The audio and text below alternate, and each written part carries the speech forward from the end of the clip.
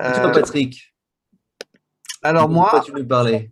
moi, je vais vous donner envie, et puis en même temps, je ne résiste pas à vous faire un petit peu d'économie monétaire, parce que vous savez, ou vous savez pas d'ailleurs, c'est une vieille passion d'enfance, figurez-vous, que la théorie monétaire. Donc, ce à quoi nous assistons depuis plusieurs mois, et ce fait partie des dialogues qu'on a régulièrement avec des entrepreneurs, c'est qu'ils se retrouvent à la fois, parfois, avec beaucoup de cash, et à la fois, ils commencent à voir des opportunités surgir à des prix qui sont suffisamment bas pour qu'ils viennent nous en parler et qu'ils se posent des questions. Alors, d'abord, c'est pas si souvent que j'ai l'occasion de citer Lao Tzu, mais je le fais. Dans le Tao Te Ching, Lao Tzu dit choisis pour agir l'opportunité. Et donc, c'est d'opportunité qu'on va parler aujourd'hui. Parce que nous entrons dans une période incertaine, et je vais vous citer quelques-uns des éléments qui sont potentiellement devant nous, sans certitude. Nous avons l'hypothèse de sortir de cette période un petit peu étrange par une croissance forte si globalement tout le monde se remet à investir, si l'épargne accumulée pendant ces 2 ans se remet dans l'économie. Mais nous avons aussi la possibilité de sortir par une crise sociale, et peut-être que cette crise sociale viendra éteindre cette croissance que la Banque de France estime entre 5 et 7%, c'est-à-dire quelque chose d'extrêmement vigoureux. On va peut-être avoir une explosion des faillites. Le PGE a permis notamment de décaler les soucis de trésorerie liés aux événements à partir de mars 2020, mais il va bien falloir commencer à le rembourser, ce PGE. Et même si vous avez pris encore un peu de délai, un an de plus, eh bien finalement, c'est pas en 2021, mais c'est en 2022 qu'il faudra commencer à rembourser. Donc on prédit que les faillites qui ont été relativement peu nombreuses pendant cette période grâce à l'afflux de cash dans les entreprises pourraient revenir au moins à sa moyenne normale, c'est-à-dire 35 000 faillites d'entreprises par an rien qu'en France. Euh, Est-ce que nous aurons des grandes entreprises zombies? Il y a beaucoup d'économistes le pensent, c'est-à-dire que je vous rappelle ce qu'on appelle zombie en termes financiers, c'est une entreprise qui est morte et qui bouge encore. Donc c'est souvent une entreprise qui est surendettée, dont tout le monde sait qu'elle n'arrivera pas à rembourser sa dette, mais qui opère encore au jour le jour avec finalement une forme de normalité. Et simplement, il va y avoir en général un événement de type impossibilité de rembourser une échéance bancaire qui va précipiter la mort de cette entreprise. Je ne vous cache pas qu'il y a un triptyque Accor, Airbus, Air France, probablement un peu moins Air France parce qu'ils sont diversifiés, qu'ils n'ont pas que du civil et que le militaire se porte bien, mais globalement, les 3 A, et je ne suis pas allé plus loin que la lettre A dans l'alphabet, sont probablement des entreprises zombies. Vous avez des changements radicaux qui sont liés à la technologie. Hein, je vous rappelle cette incursion de la technologie, notamment dans le monde de la food. Aujourd'hui, les plateformes de livraison à domicile, bien sûr, pendant le confinement, ont explosé, mais ça va s'arrêter parce que, évidemment, les restaurants vont reprendre, etc., etc. Oui, peut-être, mais je vous rappelle que la livraison de repas à domicile, c'est 40% des repas aux États-Unis, 20% en Angleterre, 5% en France, et ça, c'est avant Covid. Donc, il est fort probable que sur la part des repas, on va voir une multiplication par 4 en Europe continentale pour rejoindre le trend minimum de la Grande-Bretagne et probablement aller un petit peu au-delà. Ça, c'est parce que la technologie aujourd'hui vous permet, depuis votre téléphone, de commander effectivement votre repas et de l'avoir livré globalement en 15 à 45 minutes. Il y a d'autres changements liés à la technologie, bien sûr. Et puis, il y a des tensions géopolitiques qui commencent à apparaître, et c'est bien normal.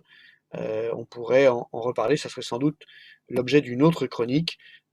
Pourquoi ces tensions géopolitiques ont parfois un impact sur les entrepreneurs. Ces bouleversements, qui sont des moments délicats pour tout le monde, et particulièrement pour les plus faibles, sont aussi des opportunités pour les entrepreneurs. C'est pas parce que l'entrepreneur est un vautour qui vient manger les charognes des entreprises qui ont eu des difficultés, pas du tout. C'est parce que l'entrepreneur, dans sa nature même, ne peut pas s'arrêter d'avancer. C'est lié à son désir d'achievement perpétuel, qui est l'un des deux axes qui définissent l'entrepreneur selon Melchion, et c'est aussi bien sûr lié à son désir de liberté. Donc ces deux composantes font que, en période de crise, les grandes organisations vont plus ou moins s'arrêter, très désorganisés, et les entrepreneurs ne vont pas s'arrêter. Donc je vous renvoie aux excellents livres d'Alain Bloch, qui a résolu cette vieille question de recherche en management, qui essaie d'expliquer en gestion, qui essaie d'expliquer pourquoi est-ce que les entreprises familiales ou les entreprises non familiales sont les plus performantes. Eh bien, il suffit de regarder finalement, est-ce qu'on est en période de crise ou pas. En période de crise, l'entreprise familiale ou entrepreneuriale surperforme. Et en période de boom économique, l'entreprise non familiale a une croissance plus élevée. Et c'est pas parce que l'entreprise familiale ou entrepreneuriale aurait des qualités supplémentaires, c'est juste que une entreprise familiale s'inscrit dans la durée, une entreprise entrepreneuriale s'inscrit dans la durée, donc période de crise ou pas période de crise, eh bien on avance. Donc il faut regarder ces bouleversements comme des opportunités. Alors, je vous emmène maintenant vers la question du cash, pour vous parler de création monétaire. Qu'est-ce que la création monétaire?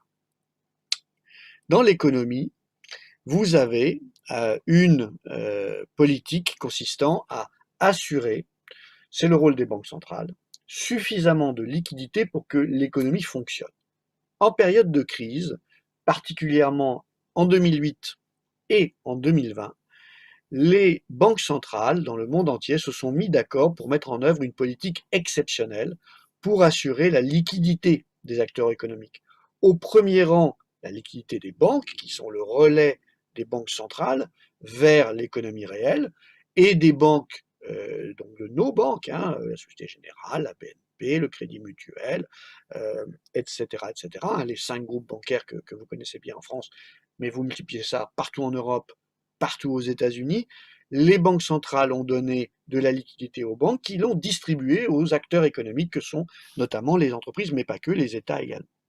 Et cette politique exceptionnelle, elle a eu aussi donc pour objet de permettre aux États de dépenser pour amortir le choc de la crise. D'où vient l'argent de votre PGE?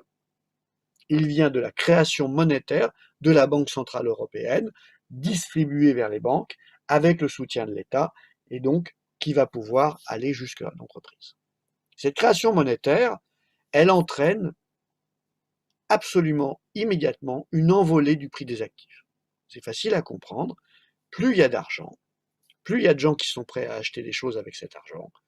Il y a un nombre limité de beaux immeubles à Paris, à Berlin, à Londres et à Helsinki. Eh bien, s'il y a de la création monétaire qui arrive dans les banques à Helsinki, vous pouvez être sûr que les actifs, notamment immobiliers, mais tous les actifs, c'est-à-dire notamment les actions de sociétés cotées et tout un tas d'autres éléments vont petit à petit commencer à prendre de la valeur de façon assez automatique. Alors, ça pose un petit problème. C'est que le titre de cette chronique, c'est cash abondant et actifs décotés. Donc, comment c'est possible d'avoir des actifs décotés? Bien sûr, quand on a un cash abondant, je viens juste de vous expliquer que la création monétaire mène assez automatiquement à une inflation du prix des actifs. On reste un instant sur la politique monétaire juste pour partager avec vous, si vous ne savez pas ce que c'est, quelques chiffres, regardez avec moi, on reviendra aux actifs décotés dans un instant. Ça, c'est l'évolution du bilan de la Banque centrale européenne en orange, de la Fed en dollars et de la Banque du Japon. Et donc vous avez une série historique de 2006 à 2020. D'accord ? Eh bien, vous voyez que, évidemment, ces bilans sont sur une pente ascendante, c'est-à-dire permanente, mais vous voyez aussi le décrochage incroyable qu'a été l'année 2020, je vous ai mis les petites flèches qui ne sont pas dans le graphique de la Banque de France, qui a été publié en mars 2021. Donc, à gauche, c'est une échelle en giga-euros, hein, en millions d'euros. À droite, c'est l'échelle en millions de yens. Donc, peu importe, mais vous voyez simplement que sur l'année 2020, et vous pouvez vous attendre à ce qu'en 2021, ça continue, alors peut-être pas au même rythme, mais ça continue, on a rajouté de la monnaie dans l'économie, ça se traduit, d'accord, par l'évolution du bilan de la Banque centrale. On rentre pas dans la technique. Je vous ai mis un autre graphique, celui-là commence en 1980, et vous voyez que on a quand même quelque chose d'extraordinaire qui se produit à partir de 1980, donc ça fait un cycle de 40 ans, où la masse monétaire, donc là c'est une autre notion que le bilan de la Banque centrale, la masse monétaire M3 en zone euro, c'est la courbe bleue, d'accord, est passée de environ 1000 milliards, 1100 milliards à 14 500 milliards, c'est x 13. Et si vous regardez juste la période 2008-2020, c'est-à-dire la dernière crise financière plus la crise Covid, on est à 54% de hausse de la masse monétaire M3 sur une période extrêmement courte. C'est quelque chose de complètement incroyable. Vous voyez d'ailleurs, les quelques chiffres sont les chiffres qui s'arrêtent en 2000 et en 2008. 2000, 2008 et 2020. Alors, bien entendu, cette monnaie qui a été créée par la BCE, elle arrive dans vos entreprises à travers la réactivité des agents économiques. L'État, bien sûr, la BPI, qui est le bras armé de l'État, la banque, les banques, les régions. Autrement dit, cet afflux de création monétaire va vers des acteurs de niveau assez important, puis descend ensuite vers les entreprises à travers le PGE, le prêt participatif pour la relance, les obligations pour la relance, mais aussi toutes les subventions, tout le plan de relance qui se décline, vous le savez maintenant, secteur par secteur. Ça, ces sommes qui sont mises à votre disposition, c'était des sommes, et ça vous pose peut-être question en tant que citoyen, ou en tout cas ça devrait, qui n'existaient pas il y a 18 mois.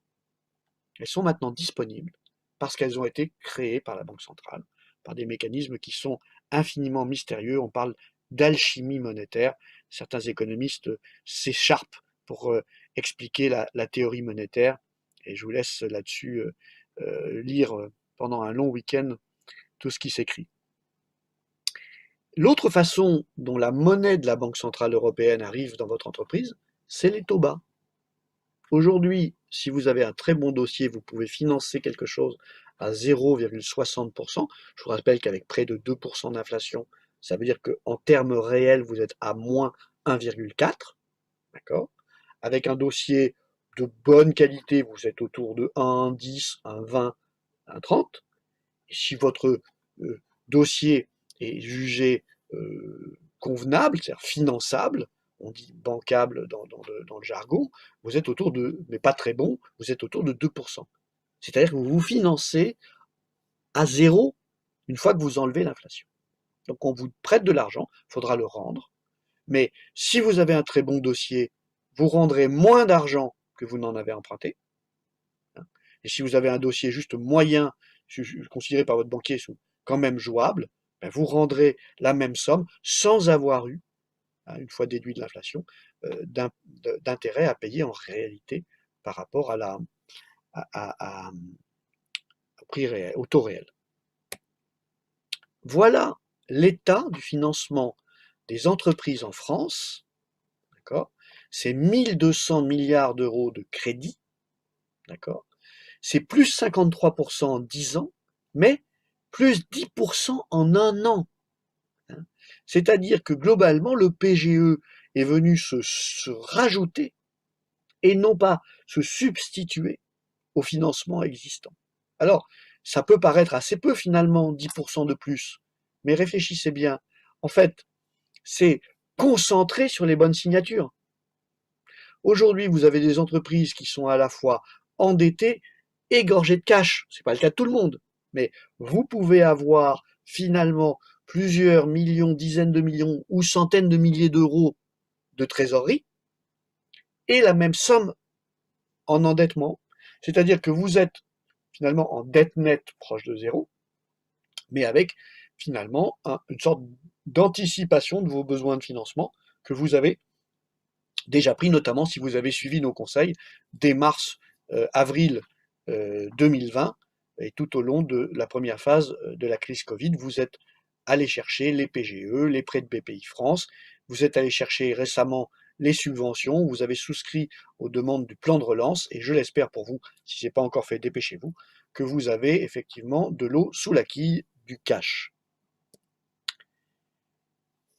Deuxième grande idée, la crise va faire une rotation des actifs, et cette rotation crée des opportunités. Alors d'où vient cette rotation?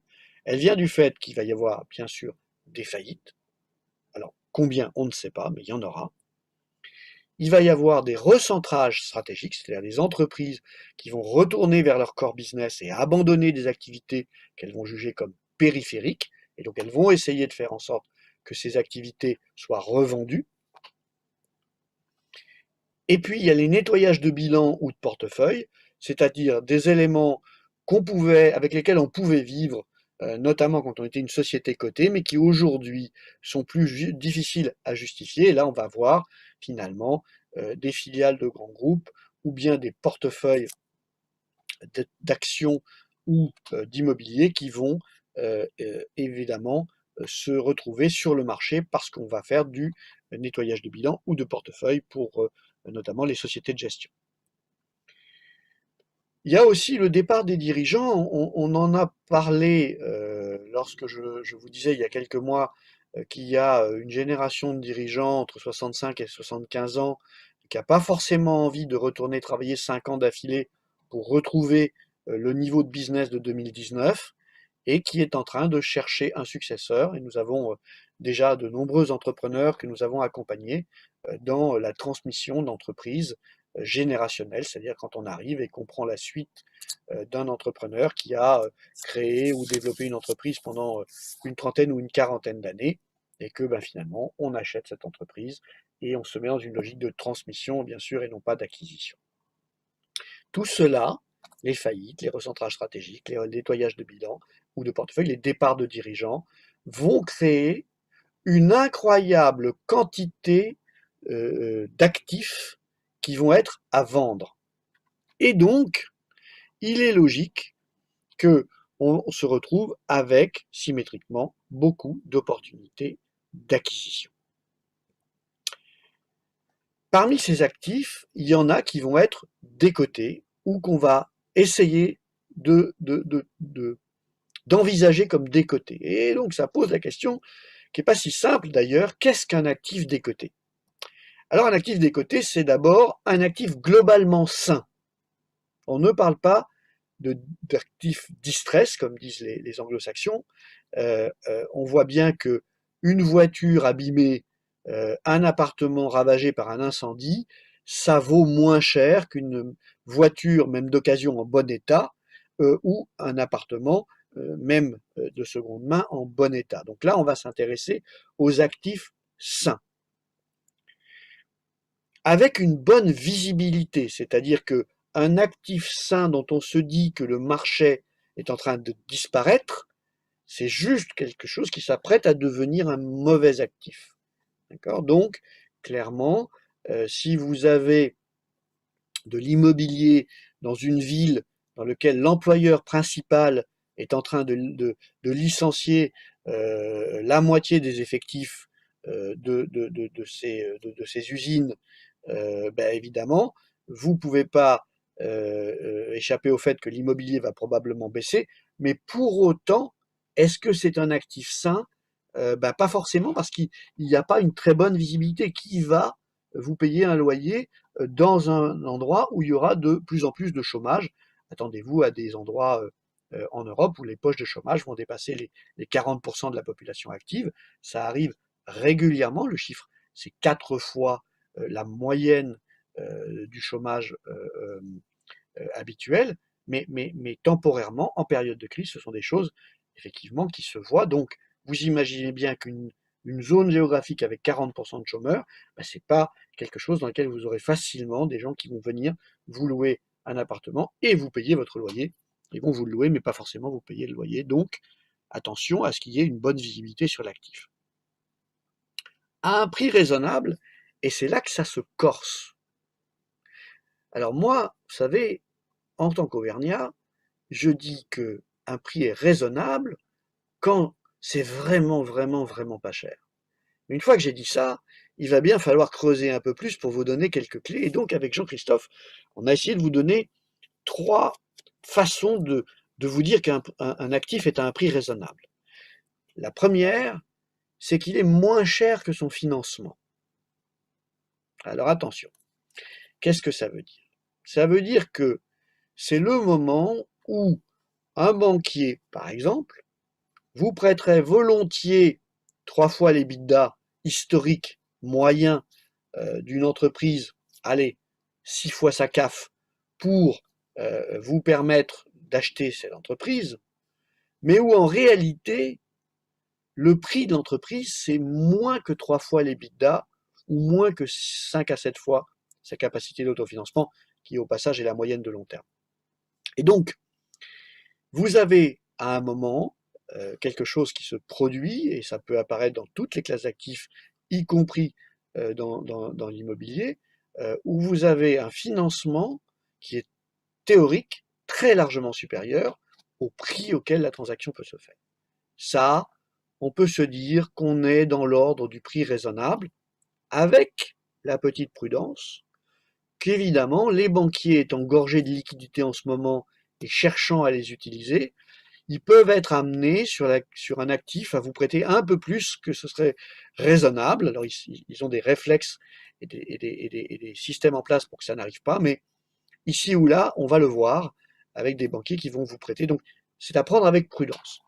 Mais c'est un signal. Deuxième idée, un rendement supérieur à sa moyenne historique. Un actif, je vous le rappelle, c'est quelque chose qui génère un rendement. Et donc, si vous avez une classe d'actifs qui génère un rendement historique à 3% et que vous avez un actif qui en rapporte 7, eh bien, peut-être que c'est parce qu'effectivement, vous l'achetez à un prix raisonnable. Enfin, vous avez une troisième façon, un petit peu plus technique, de vérifier si vous achetez à un prix raisonnable, c'est si la valeur à laquelle vous achetez un actif est inférieure à 2 fois l'écart type historique. C'est-à-dire que si vous avez une série statistique fiable, et pas facile à trouver, qui dit bien que ce type d'actif correctement identifié valait finalement beaucoup plus cher en moyenne historique et que vous êtes non pas à un écart type mais à 2 écarts types en dessous, vous êtes probablement dans un prix raisonnable. Mais tout cela ce ne sont que des guides, ce ne sont pas des vérités ou des certitudes. Je partage avec vous, si j'ai le temps, juste une remarque, j'ai le temps. Si vous prenez la croissance de l'immobilier en 10 ans, vous voyez qu'elle a été beaucoup, beaucoup plus rapide que la croissance du PIB. Et si on admet l'axiome que la croissance à long terme de l'immobilier ne peut pas excéder la croissance du PIB, vous avez donc quelque chose qui varie comme ça autour, au-dessus, en dessous, de la moyenne de la croissance du PIB. Et donc aujourd'hui, on est totalement décorrélé, c'est-à-dire que si vous faites ce calcul, vous voyez que l'immobilier est entre 2 et 4 fois trop cher par rapport à la moyenne historique du PIB. Ça veut donc dire à l'inverse que si demain matin, le bel immeuble en face de chez vous, ou bien la belle usine toute neuve que vous envisagez d'acheter est à moitié prix par rapport à 2019, elle est peut-être encore 2 fois au-dessus de son prix normal. Et donc, ça n'est pas sur la baisse par rapport au plus haut qu'on peut juger si un actif est à un prix raisonnable. En conclusion, cette stratégie d'acquisition d'actifs décotés est réservé aux entrepreneurs qui ont du cash ou qui sont bancables, ce qui veut dire que les établissements de crédit, l'écosystème public et privé qui finance ces entreprises vous fait confiance parce que vous avez démontré historiquement vos capacités de gestion et parce que vous êtes crédible sur votre projet, votre stratégie. Donc ça n'est pas une stratégie adaptée à tous les entrepreneurs. Cela dit, c'est quand même une occasion historique. De la même manière qu'en 2008, on a eu une rotation des actifs assez extraordinaire, chaque crise permet finalement à ceux qui ont, allez, prenons une métaphore, un bateau avec un bon équipage et suffisamment de toiles, c'est-à-dire des grandes voiles, de saisir le vent qui passe et d'accélérer. Et donc cette occasion historique, c'est quelque chose qu'il ne faut peut-être pas rater, parce que il faut être audacieux, mais rester raisonnable. Ne pas avoir les yeux plus gros que le ventre, comme dit la sagesse populaire. Mais ça peut vous permettre de faire une intégration verticale, on en a parlé dans une chronique récemment. Ça peut vous permettre de diversifier vos actifs, et donc que ce soit au niveau de vos actifs personnels, de votre holding. Là aussi, allez voir la chronique qu'on a fait sur les holdings il y a quelques mois. Ça peut vous permettre finalement de vous désensibiliser à un métier en étant sur plusieurs pieds. Ça peut vous permettre de faire des synergies. Ça peut vous permettre de faire finalement, dans votre plan de marche, d'aller plus vite que vous ne l'imaginiez. Dernier point, attention à votre capacité de management. C'est souvent à cet endroit-là que l'entrepreneur va se retrouver déficient, c'est-à-dire que après avoir acheté quelques actifs, quelques entreprises, quelques milliers de mètres carrés d'immobilier, eh bien tout ça, il faudra le gérer et c'est étroitement dépendant de la capacité de vos équipes et de leur bande passante. Voilà, merci pour ça. Et si quelqu'un veut rediscuter de l'évolution de M3, vous savez que vous pouvez m'appeler à tout moment. Ce sera avec grand plaisir. Et quelle joie de pouvoir discuter avec Patrick de l'évolution de la masse monétaire, n'est-ce pas? Je pense que vous en rêviez tous. Je le sens. Alors, y a-t-il des questions? Ben non, évidemment, C'était trop bien expliqué. sans doute. On n'en a pas non plus sur YouTube. Je crois que les gens ont trouvé ça clair. Formidable. Ou alors il dormait. C'est une possibilité, mais un bénéfice aussi. Je pense qu'ils ont besoin de processer toute l'information que tu viens de leur donner. Voilà, et merci Frédéric pour ce commentaire qui dit excellente analyse macroéconomique qui découle vers une stratégie. Je vous rappelle que la macroéconomie, c'est l'art d'être essentiellement pris en défaut tout le temps. Hein. Donc, ce que je vous ai indiqué, ben, c'est une hypothèse. J'en profite pour vous parler de ce livre que je vous recommande et qui vient de sortir d'un économiste qu'on aime beaucoup, qui est Jean-Marc Daniel. Je ne sais pas si vous voyez bien ça. Voilà, L'argent magique. Jean-Marc Daniel, L'argent magique, ça vient de sortir hier, d'accord. Et donc, c'est notamment toute une approche d'un économiste libéral vers finalement cette abondance de liquidités et la façon dont collectivement on pourrait se retrouver soit finalement dans un désastre majeur, un petit peu comme ce qu'a connu l'Allemagne dans la République de Weimar, ou bien, si on le gère bien, avoir écrété des conditions sociales compliquées. Mais je ne résiste pas à cette citation qui n'est évidemment pas de Jean-Marc Daniel, je ne sais pas si vous la voyez. On détruit un pays par l'épée ou par la dette. Et donc, rappelez-vous que cette création monétaire M3 incroyable depuis les années 80, incroyable, on n'a jamais vécu ça. Eh ben, c'est un motif d'inquiétude pour beaucoup d'économistes, dont, en tant qu'économiste amateur, je fais partie, vous l'avez deviné. Et je vous rappelle que Dieu a créé les économistes afin que les astrologues se sentent moins seuls.